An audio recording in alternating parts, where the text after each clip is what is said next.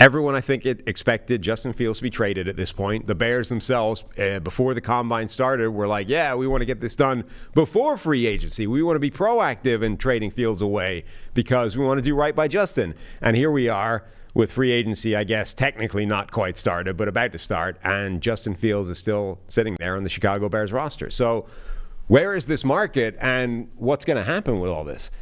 Yeah, so the market just it feels like it gets lower the longer this goes on. And look, I was on some radio hits, and people in Chicago, I was talking with them, and it's like, oh no, they said they're going to trade it. They said they're going to trade him before free agency, so we're going to have the answer soon enough. And my response to them was the same every time. That's really nice, okay? But owners and general managers, they can lie with their words. They're not going to lie with their money and their assets. They're not. And when it comes to getting the best draft pick possible for Justin Fields, sure, it sounds nice. We're going to trade him before free agency. We're going to let him know before free agency. If they believe they can get a better deal for him if they wait, guess what they're going to do? They're going to wait. Plain and simple. And the longer this went on, and the more that the Chicago Bears kind of came out publicly and said again, like, oh, we want to do well by Justin. Okay, guess what the draft compensation was probably from that point on? Crap. It was probably as low as it had been to that point. So, man, we were starting off, there were debates of, oh, is this guy worth the back end of the first round pick? He's worth 2 second-round picks, a second and a third. What, dude, I bet Justin Fields gets traded for a 4th-round pick at this point. I think a 4th-round pick gets it done. And I don't know what team is going to pay for it. It feels as though the Saints are now in play, right? No Jameis, so maybe you could trade something if you want that kind of a backup, but they have Taysom Hill, so like maybe they don't think they need it. Not saying that Justin Fields is Taysom Hill, but I'm saying like the Saints clearly think enough of Taysom Hill where he could get it done for them as a backup. Maybe Seattle, right? Seattle's in a situation where they just restructured Geno Smith's contract. Pete Carroll's out as head coach.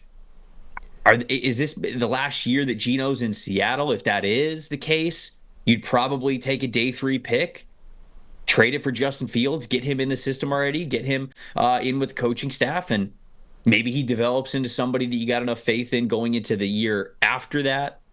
So I look at Seattle, but those are the 2 teams that really stick out to me because Falcons, no, we thought about them as a potential destination. That's out. Steelers, no, that's out. Where's he going? But you brought up the key word, right? Like Justin Fields is now being seen as a backup option, not as a starter. Like we have almost completely run out of potential starting options for Justin Fields. And if one of the few starters or potential starting spots liked him, it probably would have been done already. Now, maybe it doesn't work out that way. There's several teams now in this like quarterback desperate alley in the sort of middle of the first round, 10, 11, 12, or 11, 12, 13. The Vikings, Raiders, and Broncos all still need a starting quarterback of some description, right? And are presumably going after one in the draft, notwithstanding Gardner Minshew, Sam Darnold, bridge moves, right? They are still looking for something that makes sense for more than like 2 months of a season. If one of them strikes out, they can't all come out of the draft with quarterbacks, right? It's right. At least very unlikely that those 3 teams all secure their future starter given where they are. So if one of those teams misses the way the Raiders did last season where they were trying to make things happen, didn't, and they end up settling for Jimmy Garoppolo, like maybe Fields becomes a fallback option for one of those after the draft. And maybe this is how long this drags out. But we've gone from, there'll be a team or 2 that's interested in Fields as a starter to he's now a backup. And if he's now a backup, that's what turns this into like a 4th-round pick, which, by the way, was what Trey Lance was traded for. Like, this is not unprecedented. Lance went for a 4th. Mac already went for a 6th. Right. I mean, Zach Wilson's going to go for pennies. And the critical thing is, the contract is always relevant when you're talking about trade value, right? Josh Rosen went for a 2nd-round pick a year after he was drafted for a couple of reasons. Number one, it was only a year. Okay, it was a terrible year, but there's only so much one bad year in a terrible situation can damage your draft stock. So he went for a second. The other thing is he was cost control for a lot longer, right? That's part of what you're trading for when you're trading for a quarterback is that cost control rookie contract. Justin Fields is now cheap for one more year. Any team that brings him in has got 1 year of cheap Justin Fields. After that, it's $25 million Justin Fields if you want to pick up the fifth-year option and keep him around on that, which is still, if he turns into a superstar, that's value. But if he doesn't, $25 million is a significant amount of money. Gardner Minshew just got $14 million guaranteed, I think, committed to him. So there's a gap. There's people in the chat who are saying Raiders, but why would the Raiders do that? Why would you have a three-headed quarterback competition? And for whatever you want to say about Aiden O'Connell, if you don't think that he is a long-term start in the NFL, he's still on the team with a cost-controlled contract. Why would they move on from him for that? I don't think that they're going to. So Fields is also in a tough spot because what maybe seemed like a strength at the beginning of all this now turns into a major weakness. What team out there wants their backup quarterback to have a massive hive of their fan base calling for them at all times if they don't have a super solidified guy? Even the Saints, right? Saints fans are ready to move on from Derek Carr. If they trade for Justin Fields, the second that Carr wavers at all whatsoever, you're going to have half the fan base. I don't know. We'll see. But whatever. You're going to have a big chunk of the fan base already calling for Justin Fields. And that might be in week 2, week 3 of the season.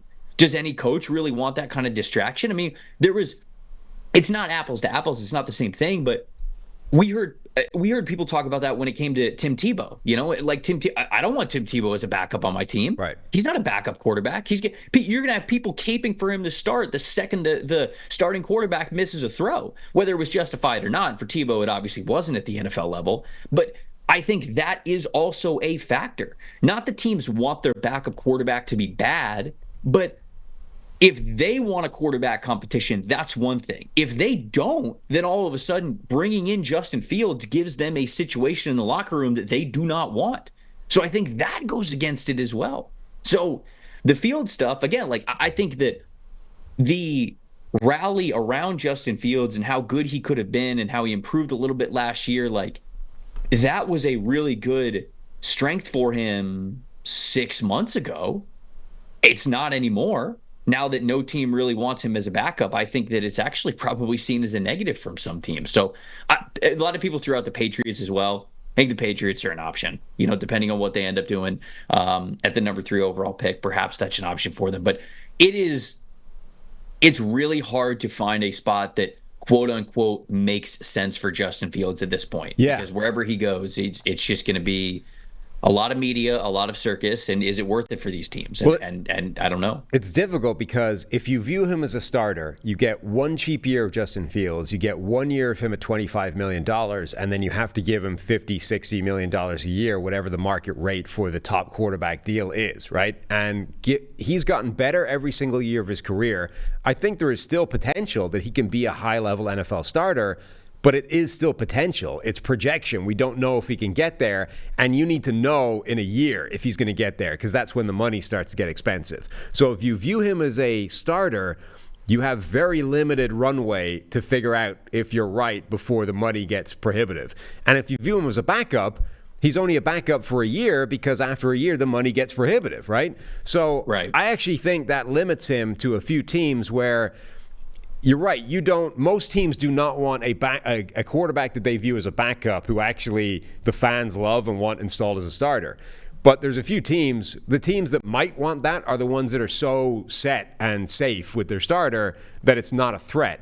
Burt Breer on Rich Eisen's show, I think, threw out the Philadelphia Eagles, which I think would be a really interesting move.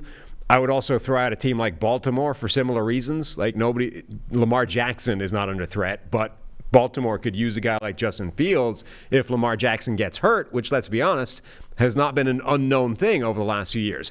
If Dallas hadn't already traded for Trey Lance, and maybe they'll flip him and do it again, Justin Fields in Dallas would be an interesting option. Again, what happens if our quarterback goes down?